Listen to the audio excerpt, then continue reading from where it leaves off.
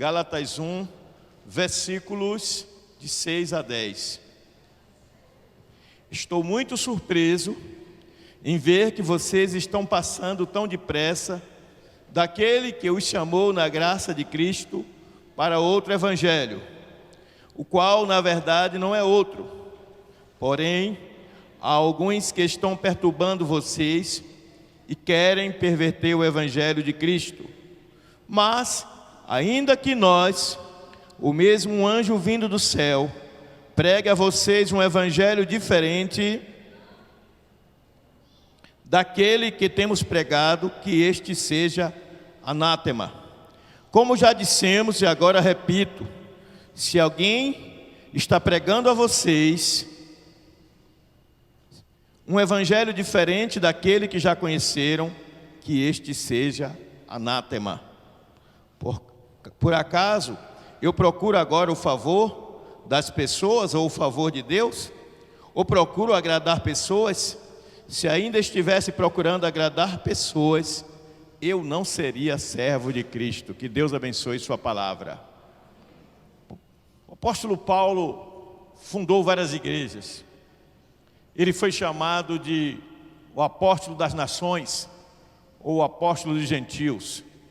Gentil, com O, gentil, era como era chamado os povos que não eram judeus.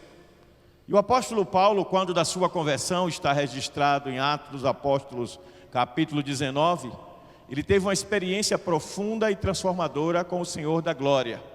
Ele literalmente caiu do cavalo, ele viu uma luz brilhante que o cegou, ele perdeu a visão e ficou cego por 3 dias, até que Deus enviou a ele um profeta chamado Ananias, que orou por ele, e caíram dos seus olhos como que escamas, e daquele dia em diante ele passou a servir ao Senhor. Inicialmente a igreja desconfiava de Paulo, pois como é do conhecimento de todos, ele era um doutor da lei judaica, ele não gostava dos servos de Jesus Cristo, ele não gostava da igreja e ele a perseguia. Ele mandou prender e até mesmo torturar vários cristãos, porque na visão dele, de Paulo, de religioso judeu, eram inimigos de Deus. Após sua conversão, ele se transformou, e o sinal maior da sua transformação foi quando ele trocou o seu próprio nome de Saulo para Paulo. Saulo, o grande, virou Paulo, o pequeno.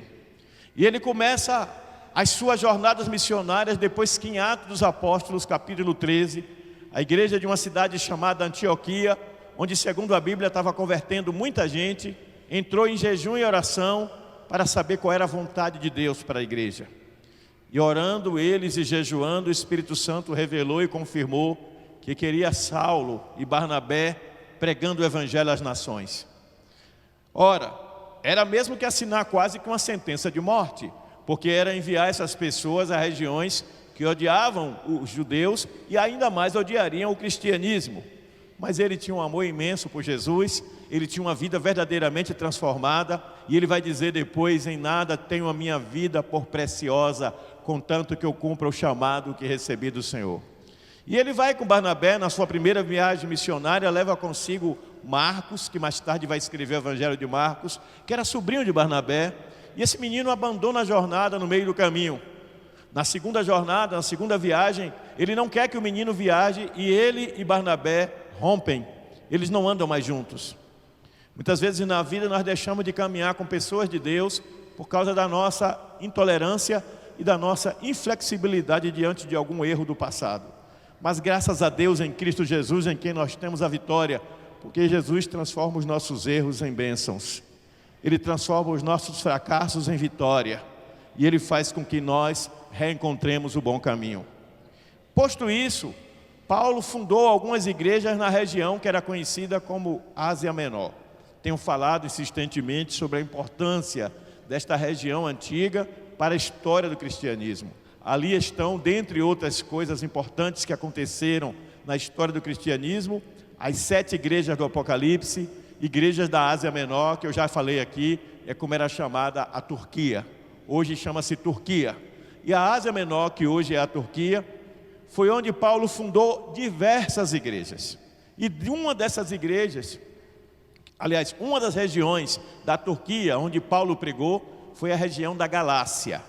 A região da Galácia era uma região privilegiada, havia vários lugarejos, várias cidades, e havia vários povos com vários tipos de línguas ali.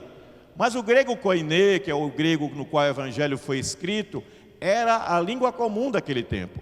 E o apóstolo Paulo, após ter fundado aquela igreja e ensinado os princípios da doutrina de Cristo, que é fundamentado na graça redentora por meio do sacrifício do Senhor Jesus na cruz, o que significa que nós não precisamos fazer nenhuma obra para obter a salvação.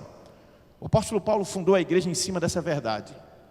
É lamentável que nós vemos ainda em pleno século 21, parte da igreja de Cristo querendo resgatar a lei, querendo ensinar às pessoas que elas podem obter salvação e graça através de esforço próprio, através de atos de sacrifício, quando a Bíblia nega isso. A Bíblia diz que pela graça sois salvos por meio da fé, e isso não vem de vós, é dom de Deus. E é importante que você que está ouvindo aqui hoje, você que está assistindo ao vivo e vai assistir depois, lembre-se disso. Você é salvo pela graça. Você não é salvo porque você merece. Você não é salvo porque deu maior oferta. Você não é salvo porque orou mais tempo. Você não é salvo porque você leu a Bíblia toda 100 vezes. Você não é salvo porque você pratica obras de caridade, doa cestas básicas e faz boas ações. Você é salvo pela graça de Deus. E graça significa favor que eu não mereço, mas do qual eu preciso. Talvez esta seja a melhor tradução para a palavra caris, que é traduzida em nossa língua como graça. Caris é graça. De onde vem carisma? De onde vem carismático? Carismático é aquela pessoa simpática, aquela pessoa graciosa. Carisma é o nome dos dons da graça do Espírito Santo. Carisma. Então o carisma é a manifestação dos dons da graça. E a graça é a manifestação do amor de Deus na sua forma mais pura. É o amor de Deus manifestado ao homem naquilo que ele precisa, ainda que não mereça. Então, posto isso, eu vou contar algo para vocês entenderem. Imagina você que você foi agredido por alguém, você foi ofendido por alguém, insultado por alguém, humilhado por alguém. Anos depois, você está numa posição de poder, e aquele alguém que te humilhou e te insultou, está passando necessidades. E você está numa posição social e econômica que você pode ajudar e socorrer aquela pessoa. Mas você lembra do que ela te fez e você diz, olha, ela até que precisa, mas eu não vou ajudar, porque ela não merece. Mas de repente, quando você é movido pelo amor de Deus, você vai e atende à necessidade daquela pessoa que não fez nada para merecer. Porque o histórico dela é de maldade contra você, é de perversidade, é de maltrato, é de desprezo, é de perseguição. Mas ela precisa de você e você ajuda. Graça é isso. Deus olhou do céu e diz a Bíblia no capítulo 3 do livro de Romanos que Deus olhou do céu e disse: todos pecaram e destituídos estão da glória de Deus. E quando todos pecaram e destituídos estavam da glória de Deus, não havia acesso à santidade de Deus, portanto não havia acesso à salvação. Pois Hebreus vai dizer que seguir a paz com todo e a santificação, sem a qual ninguém verá o Senhor. Então, para ser salvo, eu tenho que ser santo.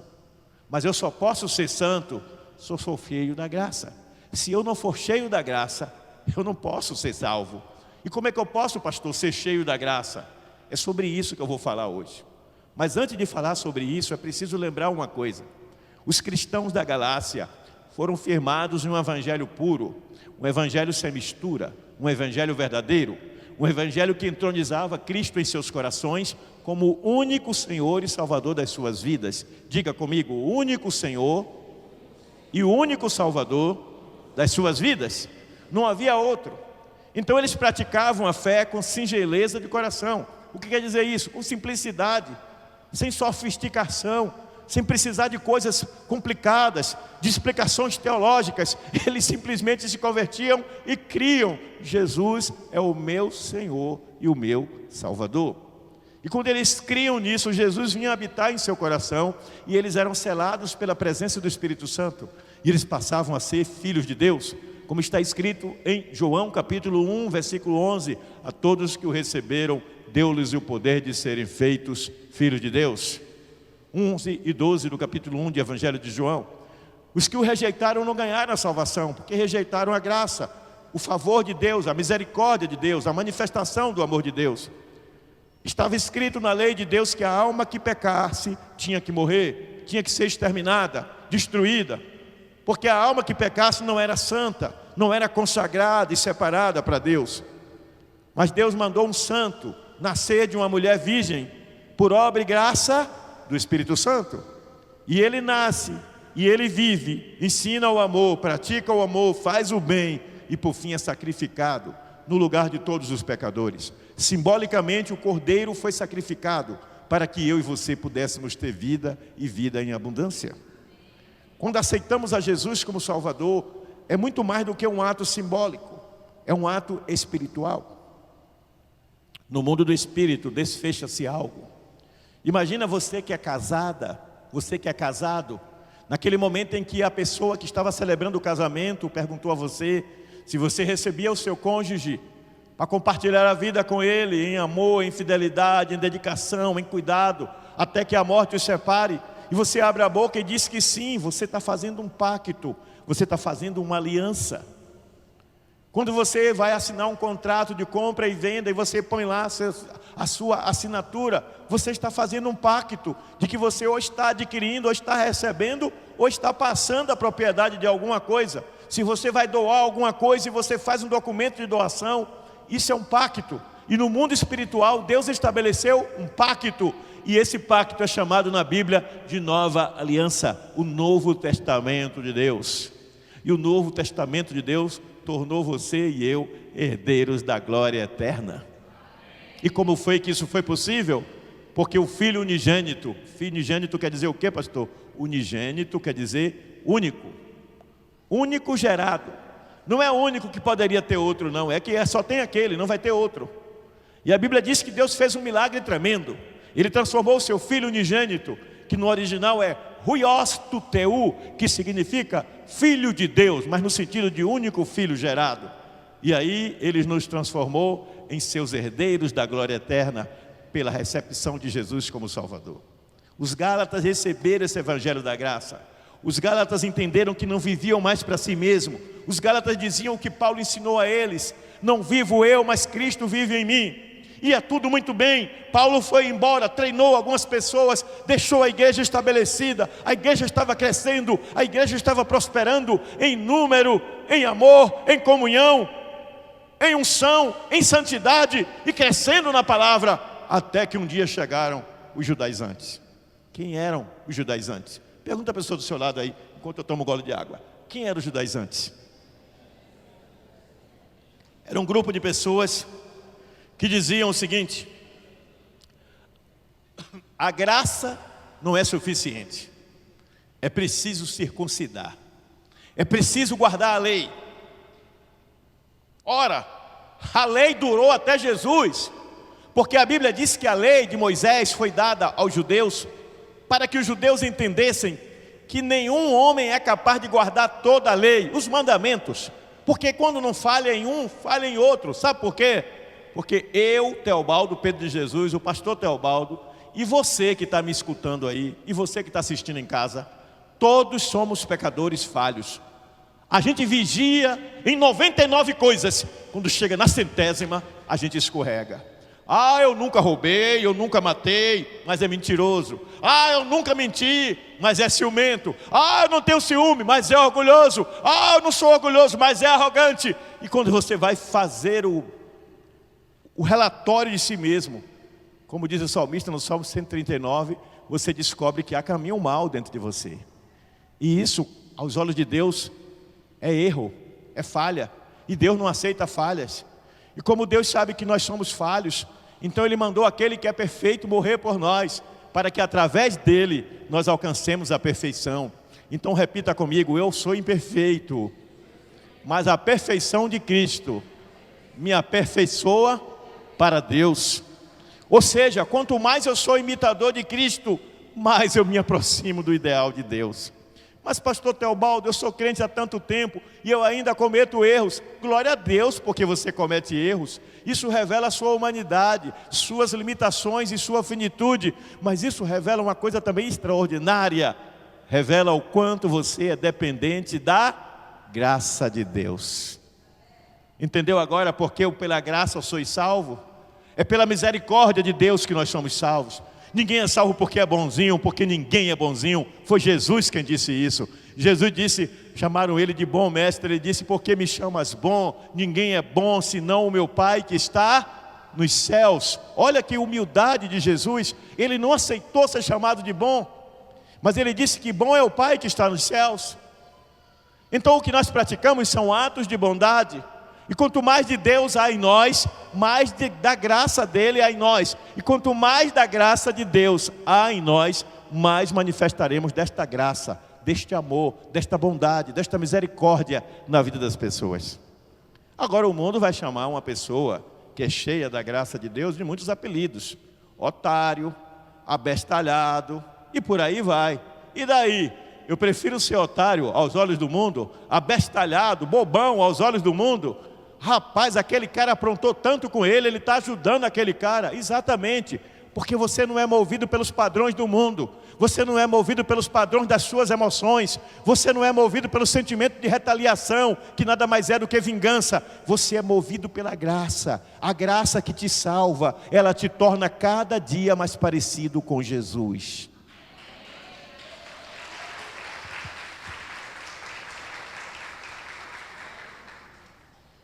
Daí, os cristãos estavam se envolvendo com essa doutrina errada. Estavam acreditando. Toda a Galácia, aquelas cidades da região da Galácia, estavam todas contaminadas. Paulo ficou sabendo disso e ficou aborrecido. E mandou uma carta aos cristãos dizendo, olha, o que é que está acontecendo com vocês? O versículo 6 diz, estou muito surpreso. Por que a surpresa de Paulo? Porque ele deixou uma igreja firmada na palavra. Ele deixou uma igreja viva.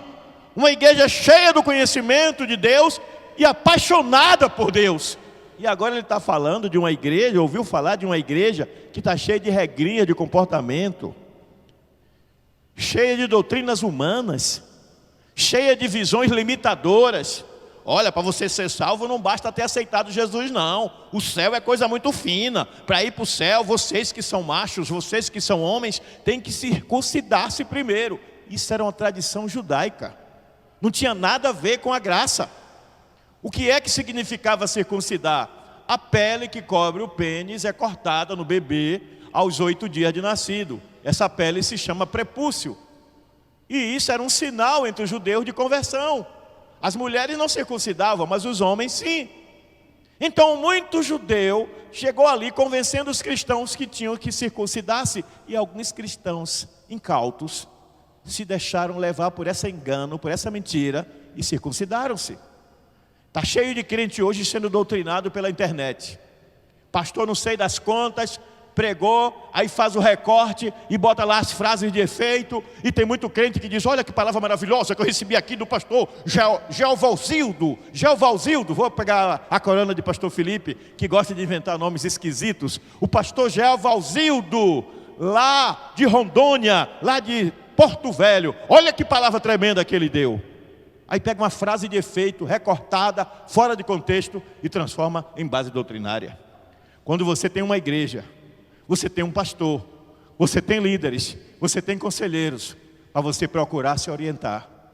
E aí um monte de gente começa a adotar um monte de práticas que não tem base bíblica no Novo Testamento. Outro dia um líder chegou para mim e disse assim, Teobaldo, tem algum problema se eu sacrificar um cordeiro e derramar o sangue e oferecer a Deus? Eu disse, tem, porque o único cordeiro que tinha que morrer por nós, ele já morreu há 2000 anos atrás, e o nome dele é Jesus, e isso é blasfêmia. Ele não gostou, mas eu falei. Ele ficou estranho comigo, mas eu falei. Porque entre agradar a homens, é o que o apóstolo Paulo vai dizer aqui, e agradar a Deus, 1000 vezes eu prefiro agradar a Deus. Está cheio de doutrinas aí que são equivocadas. Por exemplo, eu não tenho nada contra e até pretendo ir um dia desses, porque eu recebi alguns convites, orar no monte. Não vejo problema algum em orar no monte. O problema é quando alguém começa a pregar que a oração do monte é diferente, porque no monte você está mais perto de Deus. Isso não é verdade. Você pode estar perto de Deus no monte, você pode estar perto de Deus no vale, porque Jonas estava no fundo do mar, dentro de um peixe, e se encontrou com Deus. Não é o lugar, é a atitude que faz a diferença. E essas doutrinas erradas estavam contaminando o povo da Galácia. Então o apóstolo Paulo vai e diz assim, continue lendo comigo aí, continue comigo aí, Gálatas, capítulo 1, versículo 6 em diante. O apóstolo Paulo diz, me perdi aqui, perdão, é o vento aqui que não está ajudando. Diz assim, o apóstolo Paulo diz assim, estou muito surpreso em ver que vocês estão passando tão depressa daquele que os chamou na graça de Cristo para outro evangelho. E aí ele adverte, o qual na verdade não é outro, porque não há dois evangelhos. E o que é evangelho? A palavra evangelho vem do grego, euangelion. Vamos falar grego aqui? Diga comigo, euangelion. É uma palavra que não foi traduzida, ela foi transliterada. O que é isso, pastor? Transliterado é quando você pega uma palavra de um outro idioma e escreve da maneira que pronuncia. É o que a gente faz com sanduíche, por exemplo, que é uma palavra inglesa, né? Não é isso? Ônibus, que é ônibus, bus é ônibus em inglês.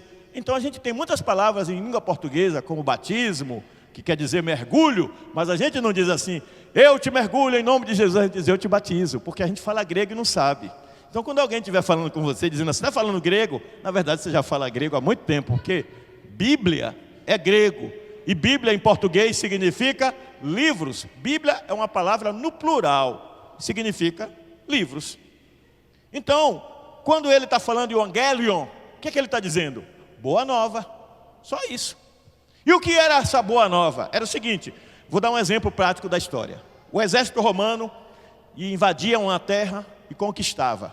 Aí voltava, trazia escravos, trazia riquezas, ouro, joias, pedras preciosas, coisas daquela nação, animais exóticos. Enquanto aquele exército estava voltando com seus despojos de guerra, que é como chamava as coisas que eles levavam, um arauto, quer dizer um mensageiro, ia na frente anunciando o evangelho. Que evangelho, pastor? A boa nova, que Roma havia conquistado mais um território. Jesus se apropria dessa palavra, que é do mundo militar e do mundo da política, e dá a ela um novo significado. Jesus, aliás, é especialista em ressignificar as palavras para ressignificar os propósitos de vida. Não é verdade? E ele ressignifica essa palavra, ele diz assim, que a igreja vai proclamar o seu evangelion, a sua boa nova. Então quando você anuncia Jesus, você está proclamando a vitória daquele que está vindo. Diga comigo, ele está chegando. A igreja está fazendo o papel de anunciar as boas novas, dizendo ao mundo, prepara-te, converta-te, ele está chegando. Aplauda o Senhor, ele está chegando. É o evangelho da graça, não é o evangelho do mérito. Ninguém é salvo por mérito. Ninguém é salvo porque o pai foi crente, o avô foi crente, o bisavô foi crente, o pai doou para essa igreja ser construída, o avô construiu 10 igrejas. Não importa quantas almas seu pai, sua mãe, seu tio, seu avô ganharam para Jesus, você só é salvo quando você se arrepende dos seus pecados e recebe a Jesus Cristo como seu Salvador. Por isso devemos ensinar as crianças no caminho em que devem andar, para que não se desviem dele. Por isso é que as nossas crianças ficam aqui na hora do louvor, mas quando chega a hora do ensino, eles vão para uma salinha, tem várias salas lá atrás, de acordo com a idade dessas crianças, e vários irmãos voluntários aqui se revezam. Por isso que sai esse grupo de irmãos depois do louvor, é para ensinar a palavra de Deus às criancinhas, para ensinar a palavra de Deus para que eles não andem em caminhos maus. Nós estamos vivendo em um mundo pervertido e corrompido. Nesta semana tivemos a tristeza de ver a ministra Rosa Weber, uma ministra de grande inteligência que já tomou até algumas decisões importantes, principalmente em defesa das mulheres. Mas agora que ela vai se aposentar, o substituto dela já está sendo escolhido. Ela está colocando em votação como despedida a aprovação do aborto no Brasil. Devemos orar por aquela mulher para que Deus tenha misericórdia dela, porque ela também é alvo do amor de Deus. Devemos orar pelos outros ministros que não votaram ainda, para que eles sejam sensibilizados pelo Senhor Jesus. Porque o Brasil não precisa aprovar o aborto. O Brasil precisa de políticas públicas melhores que protejam as mulheres, não da legalização do aborto. O Brasil precisa de mais inclusão social, não de legalização do aborto. O Brasil precisa de mais esclarecimento à nossa juventude sobre os riscos da gravidez precoce e não da legalização do aborto. O Brasil precisa tomar uma postura mais séria diante dessa questão e não a promoção da promiscuidade através de músicas e eventos que promovem a liberalidade sexual. E tudo começa com posturas da família, posturas da igreja, postura da escola, postura daqueles que estão investidos de poder. E nós somos a igreja de Cristo que não podemos nos deixar corromper pelo que o mundo está dizendo que é correto. E era isso que estava acontecendo com a igreja da Galácia. Ela estava se corrompendo, ela estava perdendo a sua pureza espiritual, ela estava distante da verdade de Cristo. Olha o que o apóstolo Paulo diz a seguir, ainda em Gálatas. Gálatas capítulo 1, ele diz assim: porém, há alguns que estão perturbando vocês e querem perverter o evangelho de Cristo. O que é perverter? É inverter, é fazer com que está certo parecer errado e o que está errado parecer certo. Numa linguagem simples, era isso que estava acontecendo. A igreja estava começando a achar que era através de sacrifícios pessoais que ela ia obter a santidade, que ela ia obter a salvação, que ela ia alcançar o reino dos céus, a glória eterna. E o apóstolo Paulo ficou aborrecido quando soube disso, porque isto era perversão da verdade. Isso era anular a cruz de Cristo, era anular o sacrifício do Senhor. E hoje, no século 21, a igreja de Cristo corre o mesmo risco. E eu anotei aqui algumas marcas que a igreja tem que manter vivas para não se perder. A igreja do Evangelho da Graça, eu não dei o título no começo da mensagem. A primeira marca que a igreja tem que manter viva é a marca da metanoia, que é arrependimento. Isso tem que ser repetido constantemente na igreja, nas células, na doutrinação que você faz a alguém que você está acompanhando. Quando você mandar uma mensagem para alguém, isso tem que ser lembrado. A primeira marca que define uma pessoa como cristã, a primeira marca que identifica você como provável herdeiro do reino dos céus, a primeira marca que vai dizer se você é de Cristo ou não, é o arrependimento. Diga arrependimento. Que no grego é metanoia. Que arrependimento não é só mudança de opinião. Eu já expliquei sobre isso. Mas como tem gente nova entre nós, vai aqui de novo. Arrependimento é metanoia e significa mudança do ser pessoal. Mudança de atitude, mudança de pensamento, mudança de sentimento, mudança por completo. A metanoia muda não só as atitudes, mas muda a visão de mundo e o modo como você sente-se em relação às coisas do mundo. Por isso o apóstolo Paulo vai dizer: não vivo mais eu, mas Cristo vive em mim. Porque quando você se torna um crente verdadeiramente arrependido, você é transformado de uma maneira tal que as coisas que antes eram atraentes já não são. Eu contei aqui uma história outro dia, verdadeira, de um cidadão que bebia muito. Vamos chamá-lo de Zé. Zé bebia mais do que da conta. E Zé naquele lugarejo era conhecido como o bêbado da cidade. Era um lugarejo. E um dia Zé foi para a igreja Assembleia de Deus. E Zé aceitou a Jesus como Salvador. Quando Zé saiu do culto, Zé foi para o bar. Alguém que viu Zé no culto disse: aí, ó, aceitou a Jesus agora, ó, está indo para o bar. Chegou no bar. Zé disse assim: ei, me dê uma garrafa daquela pinga que eu mais gosto, aquela ali. E o cara vendeu para ele. Ele disse: tem uma corda aí? Tem. Ele amarrou uma corda na garrafa, passou a garrafa como se fosse um cinto e ficou com a garrafa pendurada na cintura. E desse dia em diante, Zé circulava todos os dias pela cidade, para cima e para baixo, com essa garrafa de pinga pendurada. Todo mundo já estava constrangido. O pastor chamou Zé para conversar e disse: Zé, meu irmão José, está todo mundo falando aqui no lugar que o senhor está dando mau testemunho, irmão, porque o senhor anda com essa garrafa de bebida pendurada do lado. Ele disse: é verdade, pastor, mas isso não é mau testemunho não, isso é um bom testemunho. Como assim, irmão José? Ele disse: todo mundo aqui no lugar sabe que essa é a cachaça que eu mais gosto, já tem uma semana que eu estou andando com ela e eu não abri a garrafa até agora. Ele andou perto daquilo que outrora era a sua maior tentação e não se deixou vencer pela tentação. Ser crente não é fugir do mundo. Grava isso, igreja. Ser crente é estar no mundo, rodeado de tentações, rodeado, como diz o escritor do Hebreus no capítulo 12, de uma grande nuvem de testemunhas, ser tentado todos os dias, mas não se deixar vencer pela tentação, permanecer firme na presença do Senhor, movido pela graça. O ser crente não significa que você não vai ser tentado, porque a Bíblia diz no livro de Tiago, capítulo 1, que ninguém quando for tentado diga por Deus ser tentado, sou tentado, mas somos tentados pelos desejos do nosso coração. E é por isso que é preciso morrer para si mesmo, morrer para os próprios desejos, para os próprios anseios e ressignificar a vida através de Cristo. O arrependido de verdade, ele não vive mais para si mesmo, ele vive para a glória de Deus. Tem alguém aqui assim esta noite? Se você ainda não é assim, você pode ser, arrependendo-se dos seus pecados, desistindo de uma vida mundana, para viver uma vida de santidade na presença de Deus. Mas existe uma outra marca que vem imediatamente após o arrependimento, que é a confissão. A confissão é capaz de fazer você admitir diante de Deus e dos homens, que você vivia no pecado. A confissão faz todos ouvirem da sua própria boca aquilo que todos já sabem. É como se você caísse na lama e dissesse, olha, eu caí na lama, mas eu não estou sujo. Mas todo mundo está vendo que você está sujo porque você caiu na lama.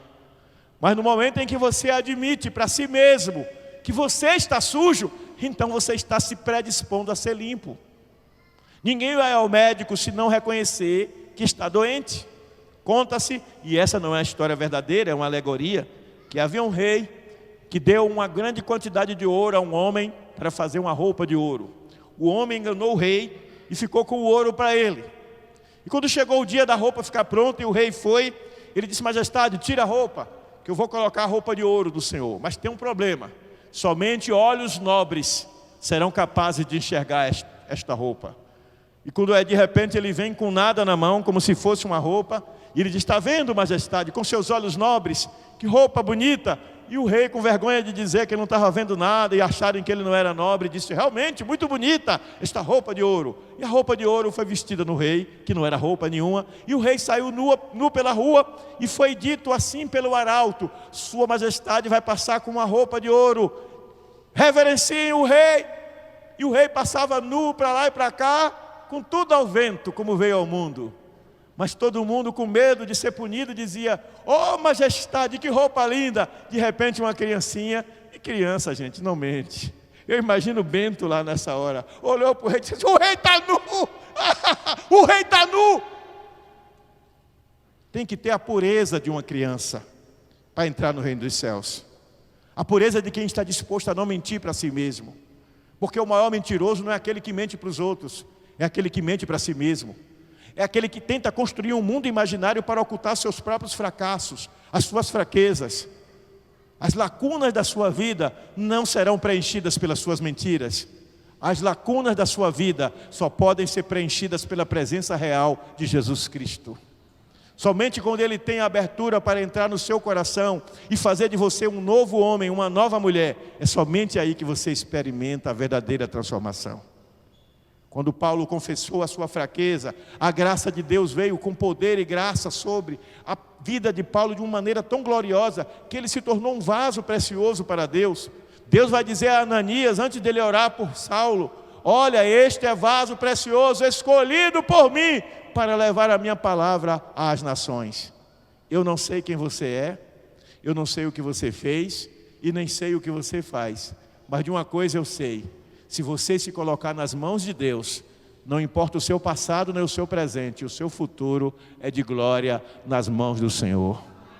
Todo aquele que decide ser usado por Deus e se coloca totalmente nas mãos de Deus através da confissão, movido primeiro pelo arrependimento, experimenta um derramar da unção de Deus a cada dia, uma revelação cada dia mais real e profunda dos planos e propósitos que Deus tem para a sua vida. E não existe ninguém mais feliz na terra do que aquela pessoa que está no centro da vontade de Deus. Tem uma decisão difícil para tomar? Tem uma escolha importante para fazer? Ao invés de colocar na mão de alguém humano, filho, filha, pai, mãe, irmão, irmã, patrão, patroa, professor, conselheiro, pastor, pode até pedir conselho dessas pessoas, mas a resposta certa vem da boca do Senhor nosso Deus.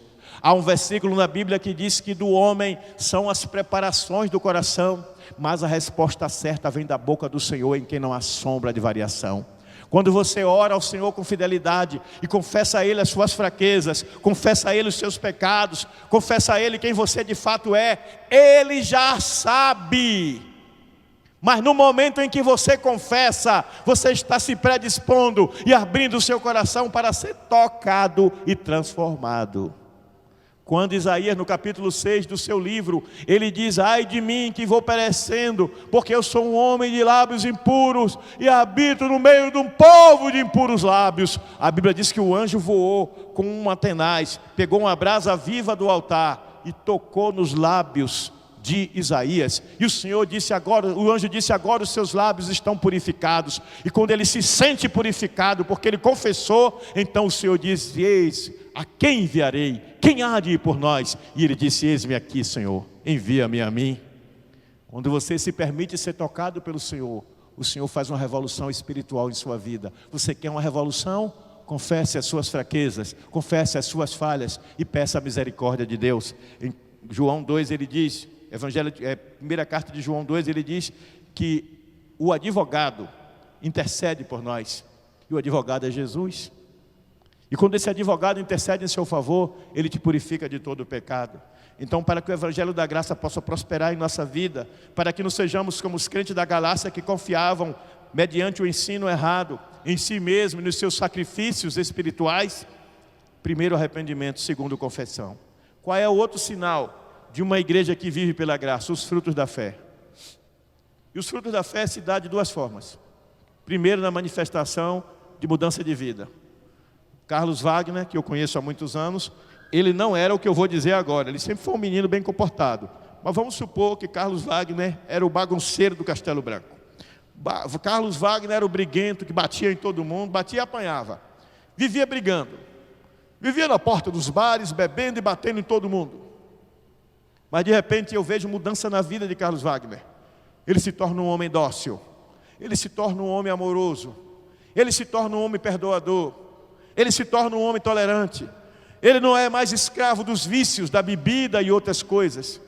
E eu vejo a cada manhã Deus agindo na vida de Carlos Wagner e ele demonstrando com a sua vida que ele é um novo homem. É o fruto da fé frutificando nele. O Senhor disse na sua palavra, em Evangelho de João 16, não me escolhestes vós a mim, mas eu vos escolhi a vós, para que vades e deis fruto, e o vosso fruto permaneça. Mas existe uma outra manifestação de fruto da fé, que é quando por você evidenciar o fruto em você, você evidencia na vida de outros. Acredite-me, quando você decide que o fruto da fé se manifesta em sua vida, outras vidas serão impressionadas por você, impactadas por você, atraídas por você, levadas a imitar você.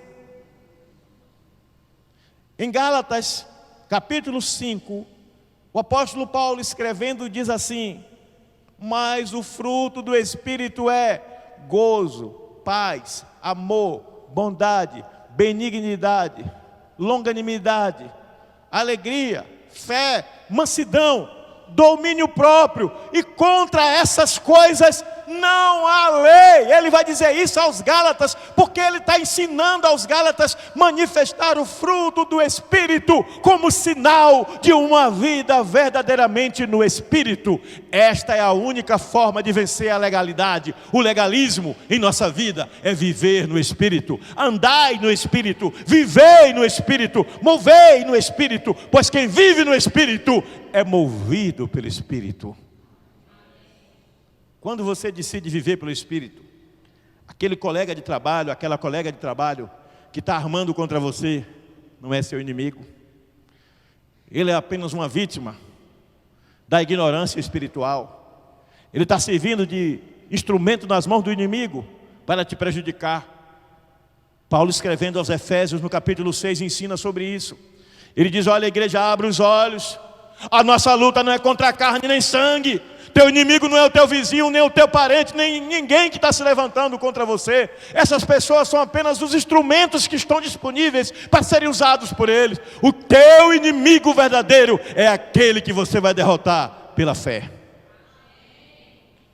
E aí ele manda se revestir da armadura de Deus. E ele esclarece que nós não lutamos nem contra a carne, nem contra a sangue, mas contra principados e potestades, forças espirituais da maldade nas regiões celestiais. E quando a igreja entende isso, ela começa a dar fruto na fé. A igreja era perseguida e mostrava amor.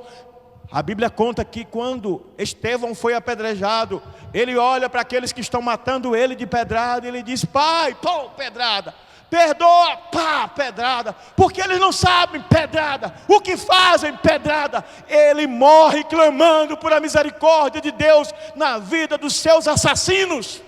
Isso é graça, isso é amor, isso é vida do Espírito. Esta é a verdadeira vida em Deus. Não é uma vida de vingança, não é uma vida de revanche, não é uma vida de retaliação. Mas a gente está correndo um risco sério, principalmente nas demandas políticas e sociais. Eu não concordo com o que o Supremo Tribunal está fazendo.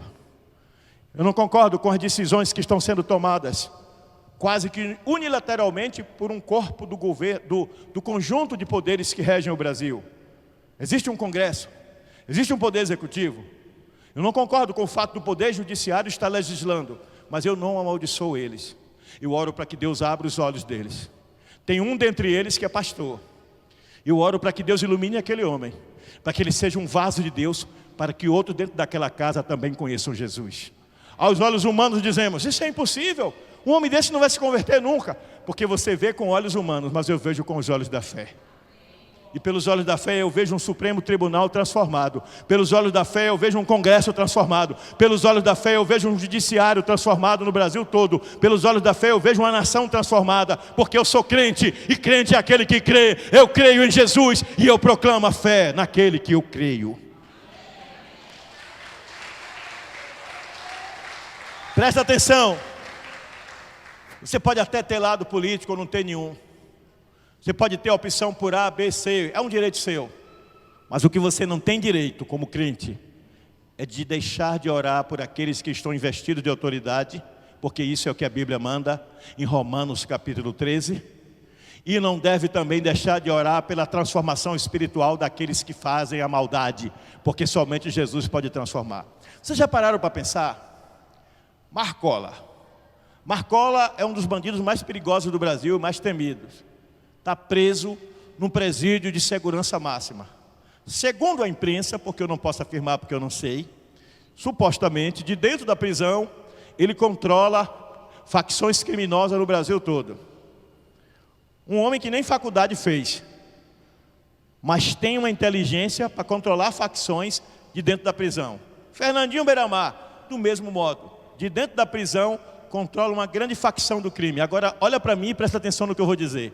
Você já pensou? Um homem desse alcançado pela graça de Cristo, que transforma o homem, que leva ao arrependimento, que leva à confissão, que leva esse homem a ter uma vida no Espírito, uma vida de frutificação interior e exterior. Você já imaginou um homem com essa inteligência, com essa capacidade de liderança e de influência, usando todo esse potencial em Deus para a glória de Cristo? Vale a pena orar por essas pessoas ou não? Esta semana eu fui representar a prefeita num evento no presídio de Juazeiro. Casamento coletivo. Cheguei lá, tinha 18 homens casando.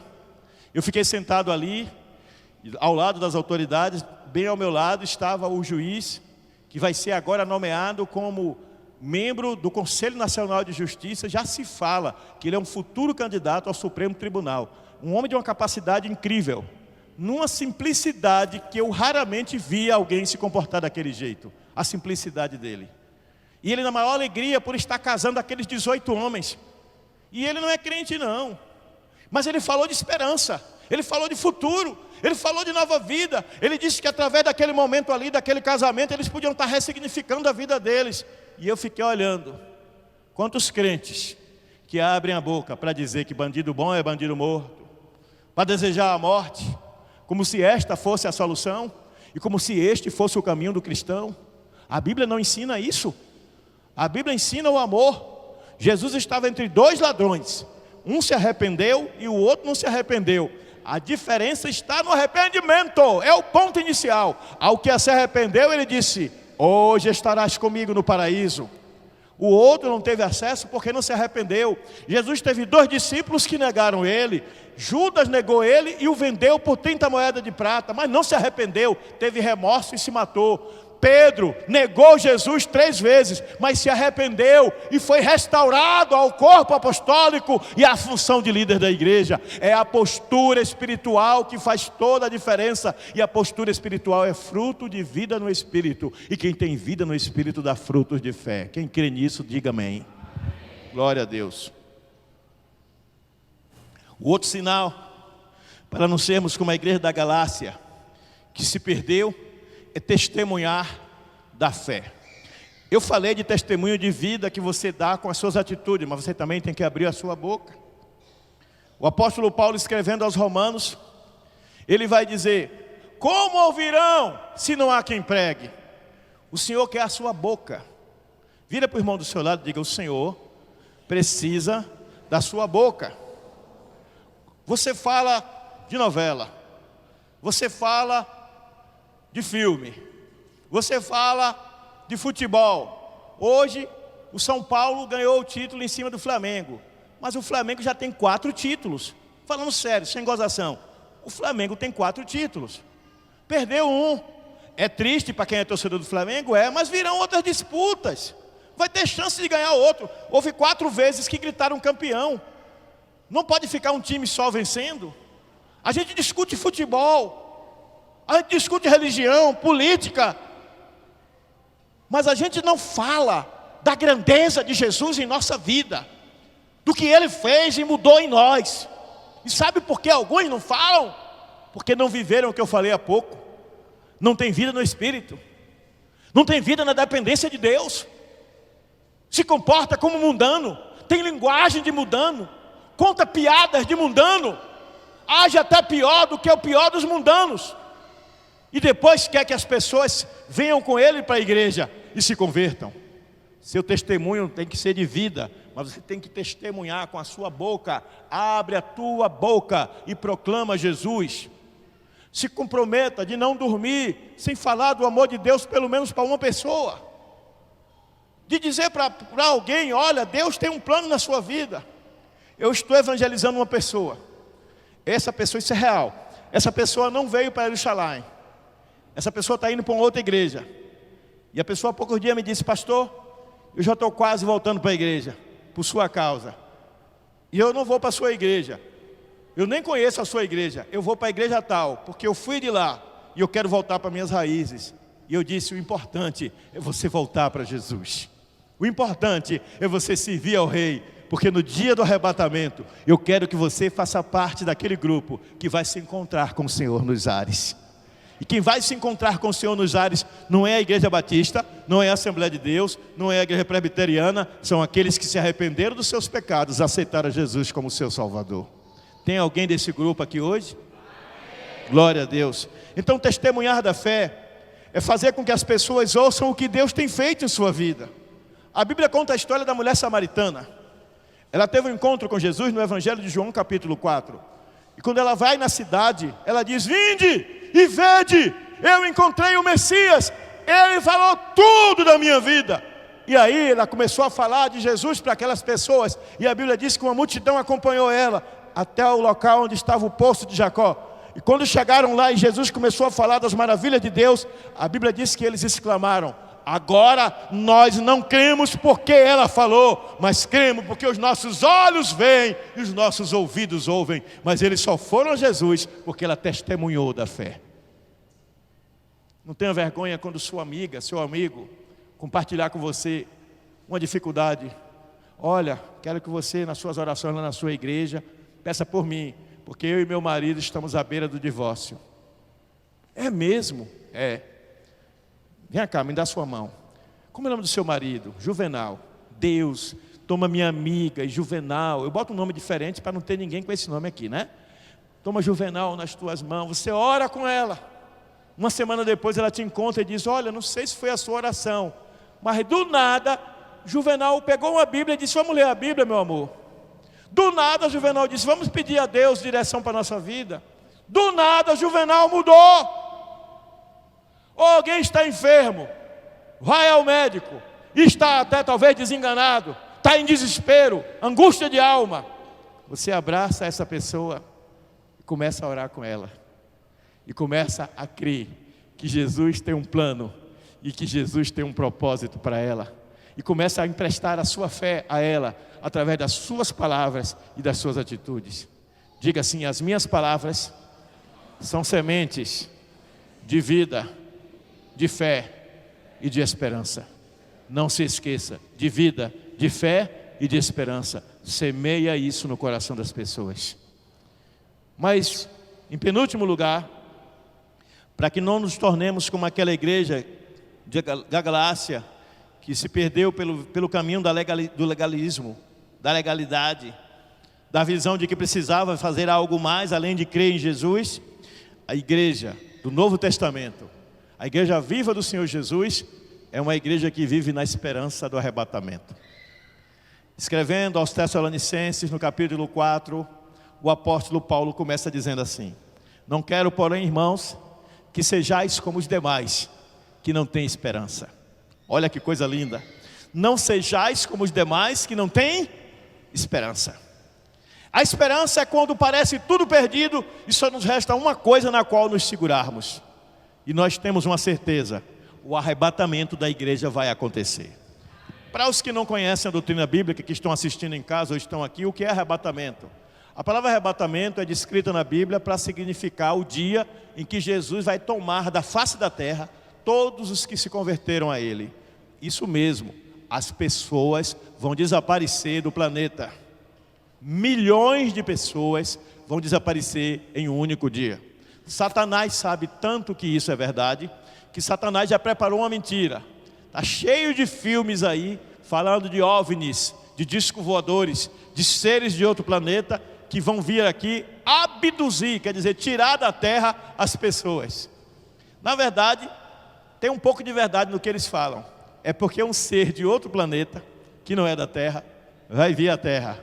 E o nome dele é Jesus. Porque ele não é desse mundo. Ele nasceu aqui na forma de um homem, mas a vida dele é na glória eterna nos céus. E a Bíblia diz que ele vem tomar a sua igreja. Aqueles que se arrependeram dos seus pecados, confessaram a Jesus como Salvador, aqueles que estão dando frutos pela fé, aqueles que testemunham da fé, aqueles que têm vida no Espírito, vida em santidade com o Senhor, aqueles que escolheram Jesus como seu referencial de vida e se arrependeram, esses vão para o céu com Ele. E o arrebatamento é o que move a igreja. O arrebatamento é o que faz a igreja entender que, por maior que seja o nosso sofrimento aqui na terra, ele é passageiro. Ele é temporário, porque a glória eterna nos espera. Mas o que é que o diabo botou na mente de muita gente? Que o arrebatamento é uma ilusão. Porque desde o dia de Jesus até hoje todo mundo fala em arrebatamento. É verdade. Mas o apóstolo Paulo, escrevendo aos mesmos Tessalonicenses, no capítulo 4, nos versículos seguintes, ele diz assim: no entanto, irmãos, sabei de uma coisa: os mortos em Cristo, os que morreram na fé da ressurreição, ressuscitarão primeiro. Repetindo, ressuscitarão primeiro, voltarão à vida. E os que estiverem vivos, quando da vinda do Senhor, terão seus corpos físicos transformados. E então, todos seremos arrebatados, tomados da terra, para encontrar com o Senhor nos ares. Isso é fé. Isso aí é fé. Diga para o irmão pertinho de você: isso exige fé. Não há nenhuma prova científica para provar isso. Para isso só existe duas possibilidades. Ou você conta com uma historinha da carochinha para a criança dormir, ou você acredita que é verdade. Eu acredito que é verdade, porque quem me diz isso é o Espírito Santo que habita em mim. Isso é uma experiência pessoal, de revelação de Deus. Isso não tem a ver com um livro que você leu, ou com um raio que desceu do céu sobre a sua cabeça. É uma experiência espiritual. E a experiência espiritual, ela é individual, ela é pessoal, ela é única. E o que o Espírito Santo está dizendo a você é: busque-me de todo o teu coração, clama a mim e eu te revelarei coisas grandes e ocultas que tu ainda não sabes. É pela fé. Que certeza você tem que Jesus existe? Você já viu Jesus? Você viu Jesus? Mas você crê nele. Por que é que você está aqui agora na igreja, não está em casa assistindo televisão, vendo um filme, batendo um papo com um amigo, uma amiga, dormindo ou fazendo qualquer outra coisa? É porque você sente necessidade espiritual de buscar a Deus. Você veio a um ambiente de pessoas que querem a mesma coisa, que cantam hinos, que fazem orações, que ouvem a palavra, que se deixam tocar por ela. É uma experiência espiritual, é a essência do que você é, o ser interior, o ser espiritual que clama por Deus. Sabe um bebê, quando ele está com fome, ele começa a chorar. A mãe tem ali 50 bebês, é um mistério que eu não sei explicar. A mãe ouve o choro do seu filho e ela reconhece. É ou não é, mamães? A mãe reconhece, ó, é o meu. Como é que você sabe? Sei lá, é o meu. E quando chega lá, é. Do mesmo modo, o Papai do céu, o nosso Pai Celestial, Ele conhece a voz de cada um de nós. Ele sabe a dor de cada um de nós. Ele ouve o nosso clamor e Ele vem através do seu Espírito com o consolo e com a resposta específica, segundo a necessidade de cada um. Vivemos na esperança da ressurreição e do arrebatamento em Cristo Jesus, porque somos crentes em Jesus Cristo. E não podemos abrir mão disso, porque o que nos move a Cristo é a graça. E sem a graça não há salvação. Fora da graça não há salvação. A graça é o amor de Deus manifestado através do sacrifício de Jesus Cristo. Não precisa nenhum outro sacrifício. Ah, eu vou jejuar. O jejum é só para gerar disciplina espiritual em sua vida. O jejum é para gerar disciplina espiritual em sua vida. O jejum não vai lhe dar salvação. Quem lhe dá salvação é Jesus. Ah, eu vou fazer uma campanha e eu vou doar durante 7 semanas R$1.000. Amém, porque você está doando para a obra de Cristo, mas a sua oferta não vai comprar a salvação. A salvação já foi comprada na cruz pelo preço mais precioso, o sangue precioso de Jesus. Nada que você faça vai te levar ao céu, exceto se arrepender, confessar a Jesus e recebê-lo como seu Salvador. Mas o último estágio para uma igreja que verdadeiramente quer viver na graça é buscar viver continuamente em santidade. O apóstolo Pedro, na sua primeira carta, diz: portanto, como é santo aquele que vos chamou, sede vós também santo em toda a vossa maneira de viver. Diga, toda a vossa maneira. Agora vamos botar no popular, em tudo. Espera aí, pastor. Em tudo? Agora pergunte para a pessoa do seu lado aí, o que é em tudo? Responda, em tudo significa em tudo. Diga, nada fica de fora. Espera aí, pastor, quer dizer que até eu sou casado, né? Eu sou casado, até minha vida íntima também. Ei, pastor, até nos negócios? Sim, quando você faz negócios, você tem que fazer a transação com honestidade. Lembra de Zaqueu? Quando ele encontra-se com Jesus, ele no alto de uma árvore, porque ele era baixinho. Desce, Zaqueu, porque hoje me convém ir à tua casa. E dentro de casa ele diz: Senhor, agora eu creio, e se eu prejudiquei alguém, devolverei 4 vezes mais. Vida transformada gera mudança de atitude. Vida no Espírito gera desapego da vida de pecado. O pecado vai estar sempre perto de você. O apóstolo vai dizer no livro de Hebreus que o pecado de perto nos rodeia e que há uma grande nuvem de testemunha nos cercando, atento. A Bíblia diz mais, que Satanás está em derredor, como se fosse um leão, rugindo para nos devorar. Mas graças a Deus, porque ele está em derredor, gente, ó, derredor. Mas ao redor, vamos pensar essa mesa menor como ao redor, aqui é você, a mesa pequena é ao redor e aqui está o derredor. Satanás está em derredor, mas ao redor de você está o anjo do Senhor, que se acampa ao redor dos que o temem e os livra. E o que é que atrai a presença dessa proteção de Deus? Vida de santidade. O que é vida de santidade? É vida de renúncia aos desejos pecaminosos que em nós habitam. Todos nós, em uma área ou em outra, temos inclinação ao pecado. Mas o que é que o Senhor diz na sua palavra? Resisti ao diabo e ele fugirá de vós. Se tem uma coisa que o diabo odeia, é crente que ora, que lê a Bíblia e pratica. Eu estou com vontade de fazer isso, mas eu não vou fazer. Eu vou dar um exemplo. Vou dar um exemplo positivo, ela me permita, Nilza me permite usar você e o açúcar como exemplo, porque é um exemplo positivo para todos. Minha esposa, ela é muito disciplinada. Eu admiro isso nela, mais do que eu. Ela fez um exame há um tempo atrás e deu um pouquinho alta a taxa de açúcar. Não é diabetes, mas deu alta. Oxe, Nilza entrou numa radical, meu irmão, que hoje eu fui fazer um café e resolvi botar um pouco de açúcar. Quando eu procurei açúcar, não tinha. Ela disse, eu não estou usando mais. Quer dizer que ela não está usando mais, então não precisa comprar, né? Ela não está usando mais. Então, por causa dela, até eu estou entrando na disciplina. E por que ela entrou nessa disciplina? Porque ela ama a vida, ela quer ter saúde. Então ela passou a ser rigorosa com o uso do açúcar, porque ela sabe que é perigoso. Imagina você que tem qualquer enfermidade, seja ela qual for, e o médico diz, olha, para você ficar bom, você vai ter que entrar numa regra, numa dieta, e você vai ter que cortar isso, e isso, e isso, e isso. Imagina que no meio desse isso, que o seu médico te deu para cortar, tem uma coisa, hein, Alisson, da qual você gosta muito, bolo de chocolate com recheio de morango. Só de falar a boca já ficou cheia d'água. Aí Alisson diz assim, meu pastor, sou eu, né? Então foi a mim que o médico disse para não comer isso. Aí ele disse, meu pastor, eu estava em casa, que para quem não sabe é um excelente confeiteiro, viu? Pode encomendar bolo de aniversário, de casamento, noivado, aniversário de namoro, aniversário do dia que conheceu o pastor. Ele faz bolos deliciosos e outras coisas também. Aí ele faz um bolo desse que eu gosto. Ele diz, eu sei que o senhor gosta. E ele não sabe que eu estou em dieta. E eu vim trazer para o senhor, meu pastor, um bolo de chocolate com recheio de morango. E eu olho para aquele bolo delicioso que o meu irmãozinho preparou com todo o amor do mundo e trouxe para mim de presente. Eu olho, a boca fica...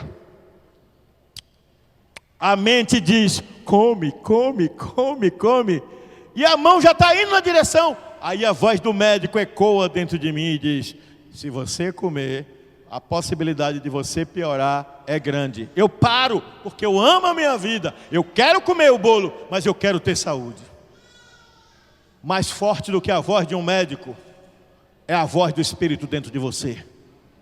O médico dos médicos, que é Jesus, ele quer te curar de uma doença mortal chamada pecado. E ele sabe que para isso você precisa viver em santidade.